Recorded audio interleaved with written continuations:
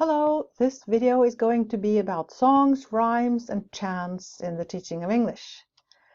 I don't know if it's morning when you watch this, but let's start with a good morning song. Good morning, good morning, good morning to you. Good morning, good morning, good morning to you. There are many of those. Good morning, Tom, how are you? How are you? How are you? Good morning, Tom, how are you? And Tom answers, if he's brave enough, I'm fine, and how are you? Or you as a teacher can sing to the class. Good morning, class, how are you? How are you? How are you? Good morning, class, how are you? We're fine, and how are you? Then a song that's my all-time favorite, and I'll have a little help here.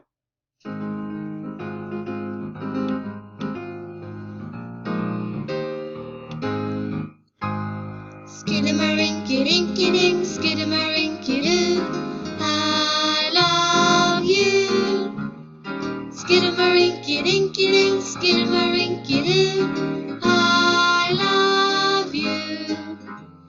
I love you in the morning and in the afternoon. I love you in the evening and underneath the moon. Oh, skidamarinky-dinky-ding, skidamarinky-doo, I love you. And with movements. I love you. Skidamarinky-dinky-dink, skidamarinky-doo, I love you. I love you in the morning and in the afternoon. I love you in the evening and underneath the moon. Oh, skidamarinky-dinky-dink, skidamarinky-doo, I love you. Now, this presentation isn't only about songs. One can use rhymes too, and there are many, many different types of rhymes. For example, this one from a textbook for 4th grade. Welcome to our classroom. Come in and sit right down. We're all together. Take a look around. Here inside our classroom, there's lots to see and do. I am happy being here and making friends with you.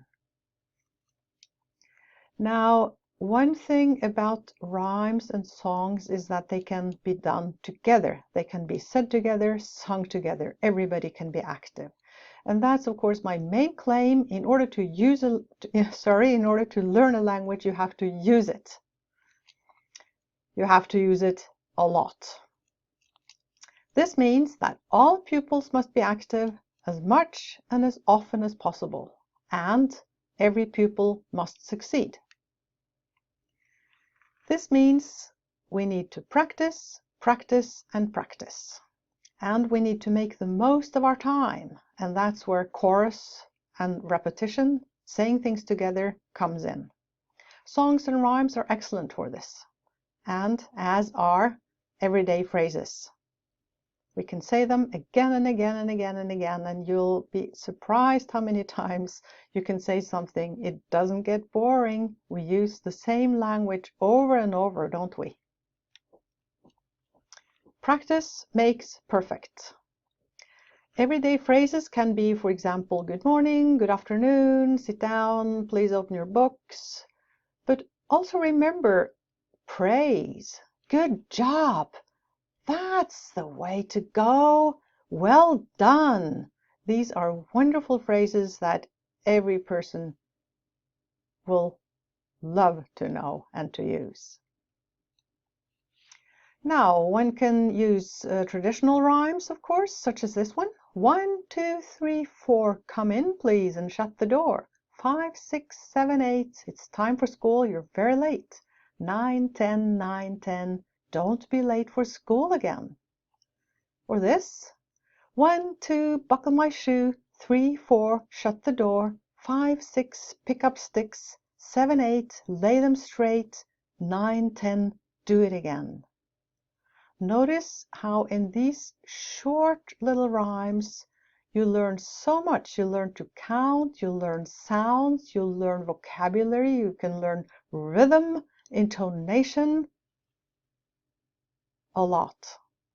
Not to forget, though, you can have fun saying them, and you can make movements that go with them.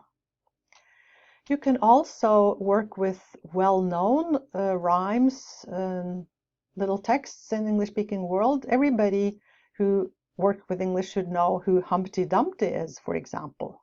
So here it is. Humpty Dumpty sat on a wall. Humpty Dumpty had a great fall. All the king's horses and all the king's men couldn't put Humpty together again. Now notice how you learn culture here. You learn about Humpty Dumpty, who sat on a wall, and these are phrases that you hear quite often, in fact. All the king's horses and all the king's men couldn't put something together again. You practice pronunciation, Humpty, Humpty, and the voiced S, king's horses and king's men, for example.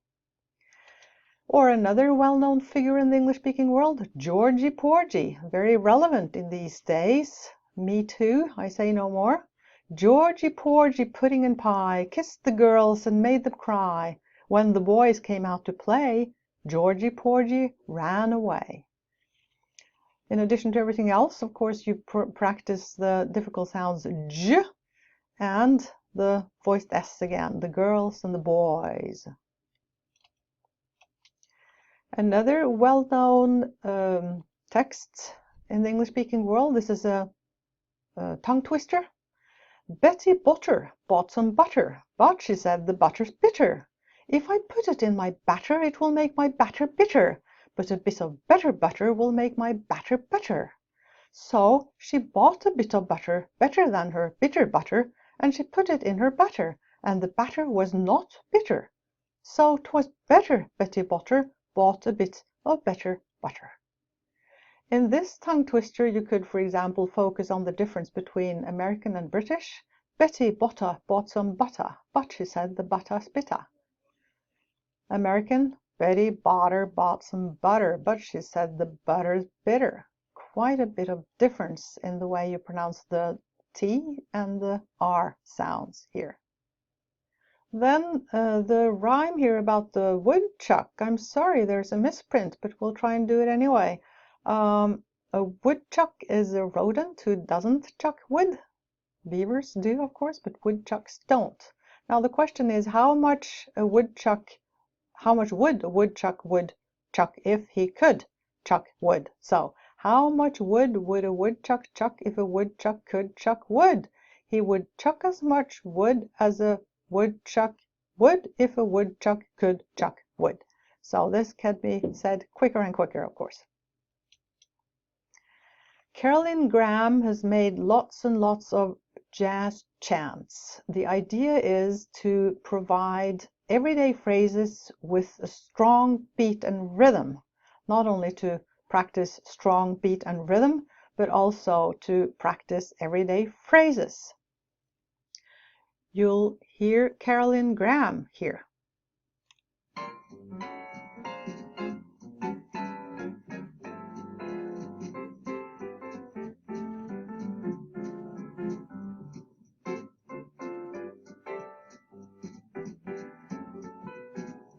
Hi, how are you? Fine, how are you? Hi, how are you? Fine, how are you? Hi, how are you? Hi, how are you? Hi, how are you? Fine, how are you?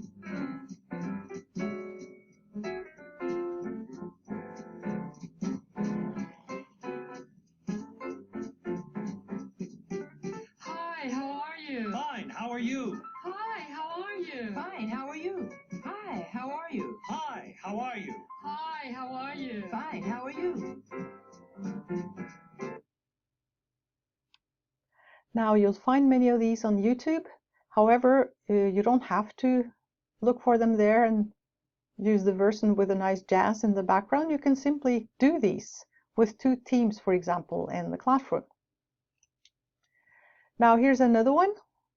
Hi, how are you? Fine, how are you? I'm fine. How's Bill? He's fine. How's Mary? She's fine. How are the children? They're fine. How's your job? It's fine. How's Jack? He's sick. Oh no! Here is Carolyn Graham's version. Hi, how are you? Fine, how are you? I'm fine. How's Bill? He's fine. How's Mary? She's fine. How are the children? They're fine. How's your job? It's fine. How's Jack? He's sick. Oh no! Hi, how are you? Hi, how are you? I'm fine. How's Bill? He's fine. How's Mary? She's fine. How are the children? They're fine. How's your job? It's fine. How's Jack? He's sick. Oh no! As you can see, lots of useful everyday language there. Now, some of the textbooks have similar texts. This is from Explore for 3rd grade. You can wrap this together. At 7 o'clock, I get up. I eat my breakfast and drink tea from a cup. I go to school at 8:30. I have to hurry. I can't be late. I stay at school all day long. I read and write. We sing a song. I eat my lunch at 10:30. At 3 o'clock, I go home again. Now, the idea with the rap, of course, is to try to fall into the strong beat and rhythm that characterize English. What does the national curriculum say then? Well, after year 2, pupils are supposed to be able to listen for and use English phonemes through practical aesthetic forms of expression, namely songs and rhymes. They're supposed to listen to and understand words and expressions in English nursery rhymes, word games, songs, fairy tales, and stories. And to express own experiences from English nursery rhymes, word games, songs, fairy tales, and stories. After year 4, they're supposed to be able to understand the main content of nursery rhymes, word games, songs, fairy tales, and stories, and to participate in presenting nursery rhymes, word games, songs, short plays, and stories in English. In other words, the national curriculum or the English subject curriculum tells us to work with these types of texts. If we look at the competence aims for years 5, 6, 7, we can also see that we can link all these things to work with songs and rhymes and riddles and other short types of texts. The pupils are supposed to be able to understand and use a vocabulary related to familiar topics, understand the main content of oral texts about familiar topics. Of course, songs are oral texts. They're supposed to be able to express and give grounds for their own opinions about familiar topics, and you may find many such topics in songs. Then they're supposed to use basic patterns for pronunciation, intonation, word inflection, and different types of sentences in communication. And songs and rhymes certainly provide you with these basic patterns. Then they're supposed to understand the main content of texts they have chosen, and to read and understand different types of texts of varying length from different sources, and to express their own reactions to English literary texts. Songs and rhymes are literary texts, films, internet, culture, picture, and music. Of course, you can also use music without texts, without words.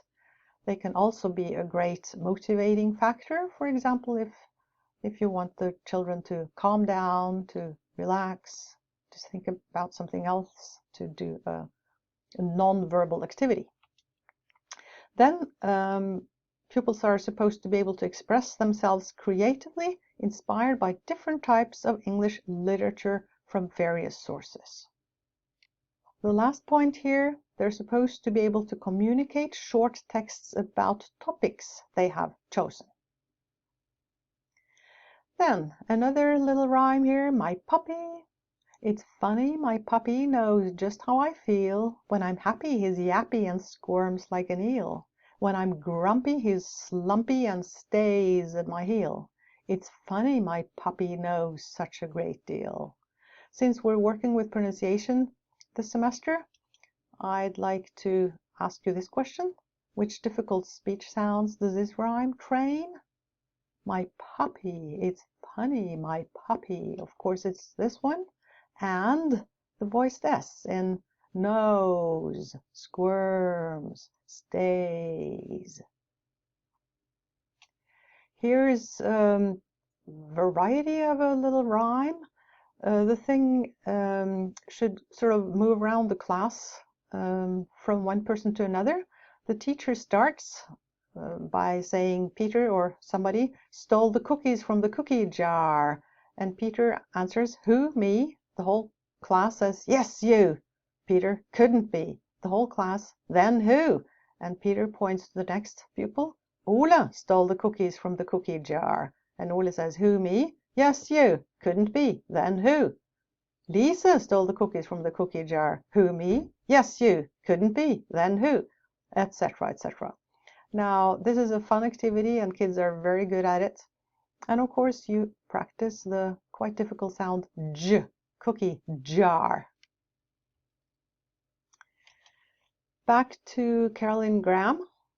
I found a cow. How? I found a cow. How? I found a bear. Where? I found a bear. Where? I found a hen. When? I found a hen. When?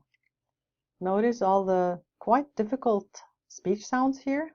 Cow, how, bear, where, etc. And then you repeat. I found a cow, I found a bear, I found a hen. When? I found a hen, I found a cow, I found a bear. Where? I found a bear, I found a hen, I found a cow. How? I found a bear, I found a hen, I found a cow. Wow! Now this again could be done with two teams.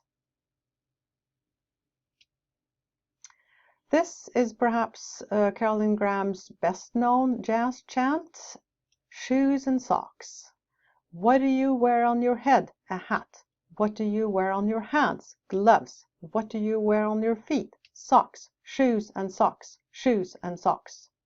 It illustrates how she builds up her jazz chants by having 4 beats usually. What do you wear on your head? A hat. What do you wear on your hands? Gloves. What do you wear on your feet? Socks. Shoes and socks. Shoes and socks. And I strongly recommend that you watch the video. There's a link in Canvas where she explains how she builds up these jazz chants and how it's very simple for you to do the same. You pick vocabulary that you want to train and you count to 4 and you make a very simple jazz chant. Now, this jazz chant has been used quite a bit in Norwegian classrooms. Some people react to it because of the language. Most people think it's fun. Now, let's see what you think. You will get some help here.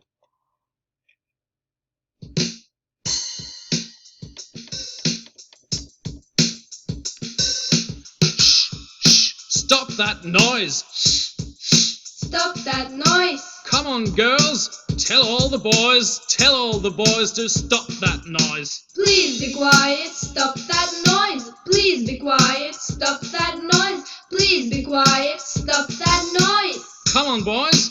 Tell all the girls to stop that noise. Shut up, girls! Stop that noise! Shut up, girls! Stop that noise! Shut up, girls! Stop that noise! Come on, girls! Come on, boys! Tell everybody to stop that noise. Shh! Shh! Stop that noise! Shh! Shh! Stop that noise! Shh! Shh! Stop that noise! Tell all the boys to stop that noise.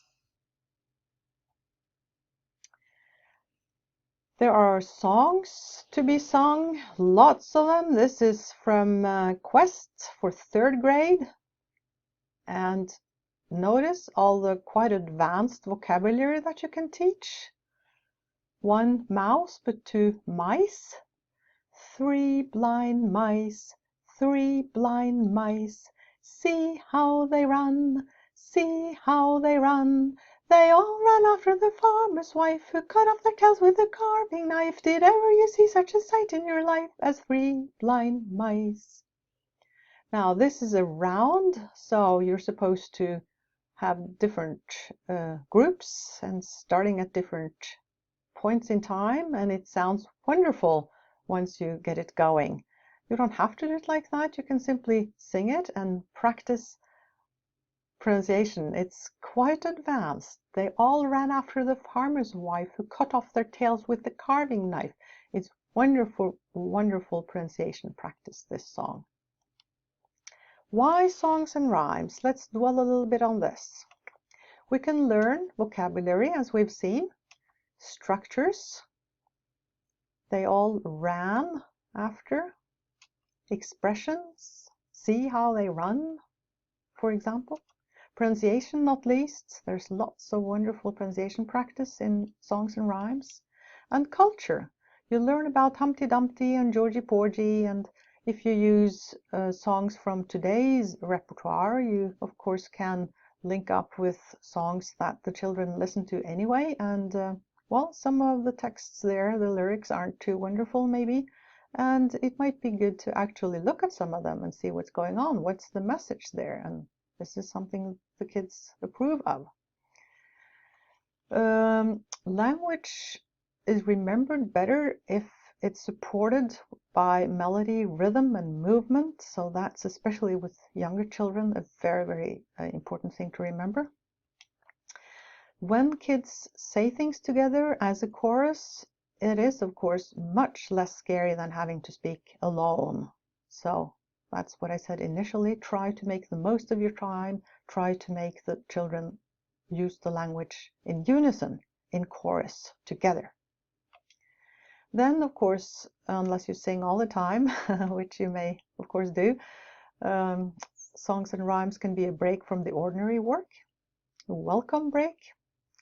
And last but not least, singing and moving, dancing to short texts, raps, whatever, can be a link with the world outside the classroom. Kids are exposed to this everywhere. Researchers have investigated the use of songs and rhymes in the teaching of foreign languages. And these are some things that they say. Murphy, for example, says how song lyrics, rhymes can be a textual resource. They can be used like any other text. You can look for verbs and nouns, and you can put the verbs in the past tense, and you can anything, just like any other text. One good thing about songs and rhymes is that the language is very often simple and very often repetitive. So you get it again and again and again, and you get the practice that you need in order to learn it. Song lyrics are often conversation-like, repetitive, and they occur at roughly half the speed of spoken discourse otherwise. So that's another good thing about song lyrics. And again, songs are oral input. You can listen to them. As I said in the previous slide, language supported in melody and rhythm seems to stick better. There's a motivational effect, and collective singing enhances a sense of community, social harmony, trust, and cooperation. Finally, as many Norwegian scholars have also pointed out, songs and rhymes are bearers of culture. Here's another song that I really like. It's another round, and it also practices the voiced S. I like the flowers, I like the daffodils, I like the mountains, I like the rolling hills, I like the fireside when the light is low. Boom-a-de-a-de, boom-a-de-a-de, boom-a-de-a-de, boom-a-de-a-de, I like the flowers, I like the daffodils. And then the next group joins in, and you have a wonderful, wonderful song to listen to. Then songs can be used as a listening exercise. Here I've used a song by Carly Rae Jepsen, Call Me Maybe, and all I did was write out the lyrics and leave out the word here and there. So the kids, the learners, will have to listen to it and fill in the missing words. Now here is another variety, but what I did here is to mix up the stanzas. So when they listen to it, they'll start reading and, oh, I trade my soul. No, that's not what she's singing. She starts somewhere else. And you'll be surprised how concentrated kids will be to try to find the right order of the different bits of this text. Now here's another example of what you can learn from songs. 50 nifty United States from 13 original colonies. 50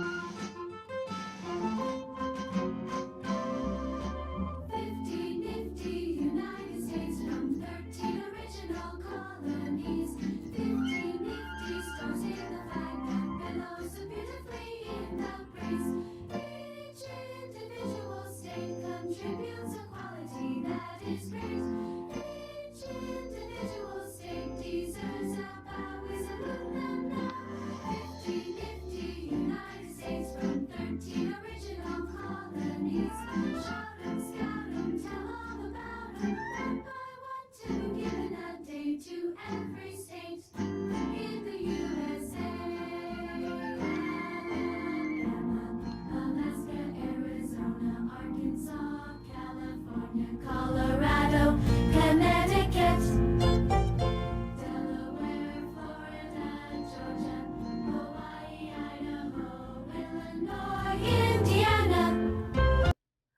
Now I'll stop there. You'll find this recording on YouTube if you want to listen to the whole thing or use it in the classroom. Note that this text is actually from Quest for 6th grade from a Norwegian textbook series.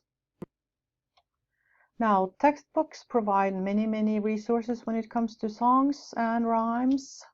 Head and Shoulders, Knees and Toes, of course, is a winner. So is If You're Happy and You Know It.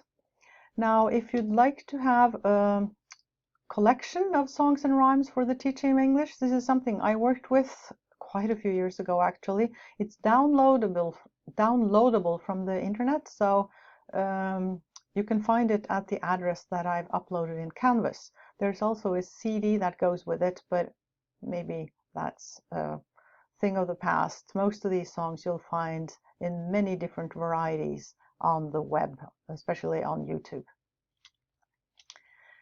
One Finger, One Thumb, Keep Moving is one of them. I've uploaded that one.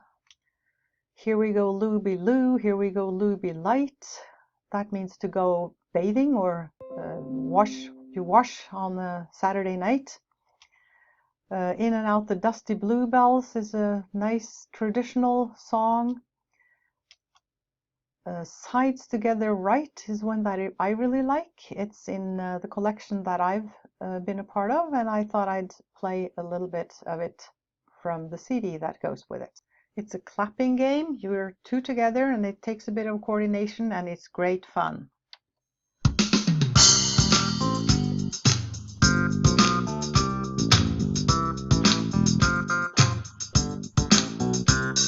Sides together right, sides together left, sides together right and left, sides together both.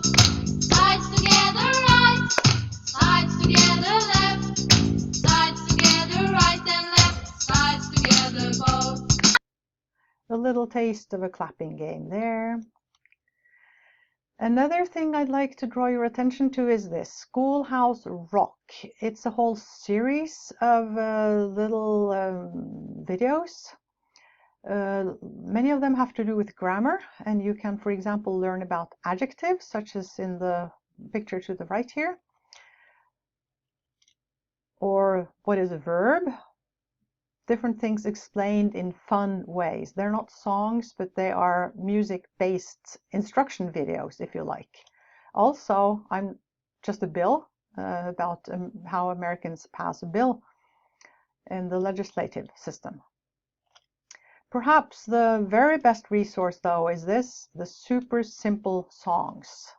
Here is the one about Baby Shark. If you haven't seen it, you should. It is so fun. Here is one about going to the zoo, and here is one that teaches the different times of year, the different seasons. Super simple songs as part of Super Simple Learning, which also has lots and lots of wonderful material. A great resource. Finally, the references I've used to put this together. I really hope you'll have a lot of fun with songs and rhymes in your English classroom. Bye bye.